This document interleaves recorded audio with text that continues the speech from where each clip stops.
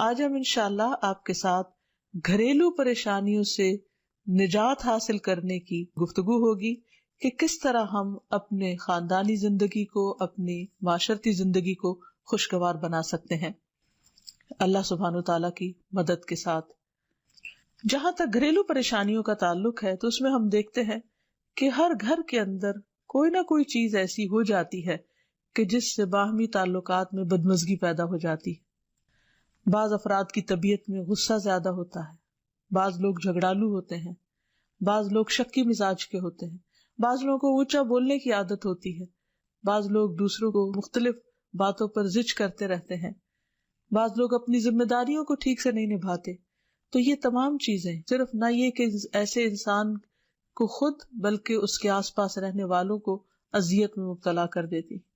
اب اس میں انسان بعضوں کو سمجھانے سے بھی کام لیتا ہے، دوسروں سے بھی مدد لیتا ہے، لیکن پھر بھی مسئلہ حل نہیں ہوتا۔ تو صحابہ کرام تو اپنی جوتی کا تسمہ بھی ٹوٹ جاتا تو اللہ سبحانہ تعالیٰ سے مانگتے تھے۔ تو اگر گھر کے اندر کسی قسم کی ناچاکی یا پریشانی ہے تو اس سلسلے میں بھی ہمیں اللہ تعالیٰ کی طرف رجوع کرنا چاہیے، اور پھر اس کے ساتھ ساتھ دوسرے کو جو مشکل پیدا کر رہا ہے سمجھانا بھی چاہیے۔ جہاں تک لڑائی جھگڑے کا تعلق ہے تو اسے منافقت کی علامت بتایا گیا۔ آپ صلی اللہ علیہ وسلم نے فرمایا کہ منافق کی 4 علامتیں ہیں، ان میں سے ایک بات کرے تو جھوٹ بولے، وعدہ خلافی کرے، امانت میں خیانت کرے، اور جب وہ جھگڑا کرے تو گالی دے، یعنی جھگڑتا بھی ہے اور گالی بھی دیتا ہے۔ نبی صلی اللہ علیہ وسلم نے یہ بھی فرمایا کہ اللہ کو سب سے زیادہ ناپسند آدمی وہ ہے جو بہت جھگڑالو ہے، یعنی اللہ تعالیٰ ایسے شخص سے محبت نہیں کرتے۔ اس لیے اگر آپ کسی سے بات کر رہے ہو تو اس کی بات توجہ سے سن لے۔ چھوٹی چھوٹی باتوں پر جھگڑنا اور دوسرے کے ساتھ بد اخلاقی سے پیش آنا یہ درست نہیں۔ پھر اسی طرح مومن جو ہے وہ کبھی بد اخلاق نہیں ہوتا، اور بد اخلاقی پھر منافقت کی علامت ہے۔ رسول اللہ صلی اللہ علیہ وسلم نے فرمایا، تمہارے یہ نسب نامے کسی کے لیے گالی کا سبب نہیں ہے، تم سب آدم کی اولاد ہو، ایک دوسرے کے قریب ہو، دین یا عمل صالح کے علاوہ کسی وجہ سے کسی کو کسی پر کوئی فضیلت نہیں۔ آدمی کے برا ہونے کے لیے یہی کافی ہے کہ وہ فحش گو ہو، بد کلام ہو، بخیل ہو اور بزدل ہو۔ پھر اسی طرح آپس میں محبتوں کا نہ ہونا، بہن بھائیوں میں ناچاکی یا شوہر بیوی میں ناچاکی یا والدین کے ساتھ محبت کا نہ ہونا، یہ ایک طرح سے اللہ تعالیٰ کی طرف سے ایک آزمائش بھی ہو سکتی ہے اور ایک عذاب بھی ہو سکتا ہے۔ مومن تو محبت کرنے والا ہوتا ہے، اور اس شخص میں کوئی خیر نہیں جو محبت کرتا نہیں اور لوگ اس سے محبت نہیں کرتے۔ اور لوگوں میں سب سے زیادہ بہترین انسان وہ ہے جو لوگوں کے لیے فائدہ مند ہوتا ہے۔ تو اس لیے بہت ضروری ہے کہ خاندان کے اندر باہم محبت پائی جائے۔ گھریلو زندگی خوبصورت ہو جاتی ہے اگر آپس میں ایک دوسرے سے پیار، محبت اور ہمدردی کے جذبات پائے جاتے ہیں۔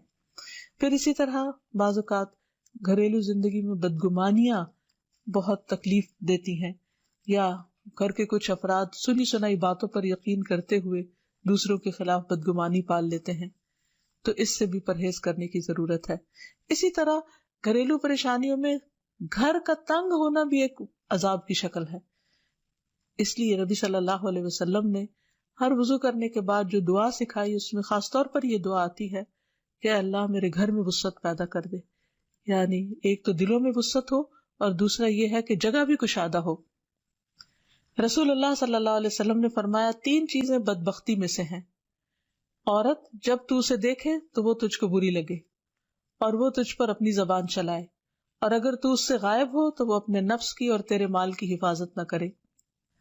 دوسرے مریل سواری کہ اگر تو اسے مارے اور چلائے تو تجھ کو تھکا دے، اور اگر اسے چھوڑ دے تو تجھے جلد تیرے ساتھیوں تک نہ پہنچائے، اور ایسا گھر جو تنگ اور کم سہولتوں والا ہو۔ تو اس لیے اگر انسان ایسی کسی تکلیف میں مبتلا ہے تو اس کا حل بھی یہی ہے کہ کوشش کے ساتھ ساتھ انسان دعا کرے۔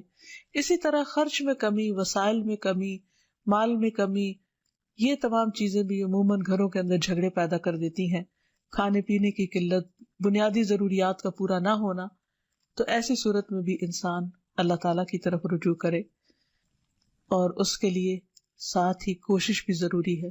کوشش میں سب سے پہلے تو یہ کہ انسان لڑائی جھگڑا چھوڑے، صبر و ضبط کی عادت ڈالے، برداشت اور تحمل کی عادت اپنے اندر پیدا کرے، اپنے اخلاق کو بہتر بنائے۔ ایک حدیث کے مطابق اللہ سبحانہ و تعالیٰ جب کسی گھرانے پر خیر و برکت نازل فرمانا چاہتے ہیں تو اس گھر والوں کے اندر نرمی پیدا کر دیتے ہیں۔ اور ایک اور حدیث میں یہ بھی آتا ہے کہ جو نرمی سے محروم کر دیا گیا وہ ہر خیر و بلائی سے محروم کر دیا گیا۔ تو اس لیے گھر کے ہر فرد کو اپنے اپنے رویے پر غور کرتے ہوئے اپنے اخلاق کی اصلاح کرنے کی ضرورت ہے، اور دوسروں سے توقعات زیادہ رکھنے کی بجائے اپنا طرز عمل اچھا کرنے کی ضرورت ہے۔ اور گھر والوں کے ساتھ بہترین ہونا نبی صلی اللہ علیہ وسلم کی سنت ہے۔ آپ نے فرمایا تم میں سے بہتر وہ ہے جو اپنے گھر والوں کے لیے بہتر ہو، اور میں تم سب کی نسبت اپنے گھر والوں کے حق میں اچھا ہوں۔ یعنی آپ نے اپنی مثال دی کہ میں سب سے اچھا سلوک اپنے گھر والوں سے کرتا ہوں، تو تمہیں بھی اگر اچھا بننا ہے تو ایسا ہی کرنا ہوگا۔ پھر اسی طرح گھر والوں کو زیادہ سے زیادہ فائدہ پہنچانا۔ حسن بصری سے مروی ہے کہ اللہ تعالیٰ کے نزدیک پسندیدہ بندے وہ ہیں جو اپنے اہل و عیال کو سب سے زیادہ نفع دینے والے ہیں۔ پھر اسی طرح پیار و محبت سے رہنا۔ اگر لڑائی جھگڑا ہو بھی جائے یا کوئی غلط فہمی پیدا بھی ہو جائے تو اس وقت خاموشی اختیار کر لینا، مناسب وقت کا انتظار کر کے اس غلط فہمی کو دور کرنا ضروری ہے۔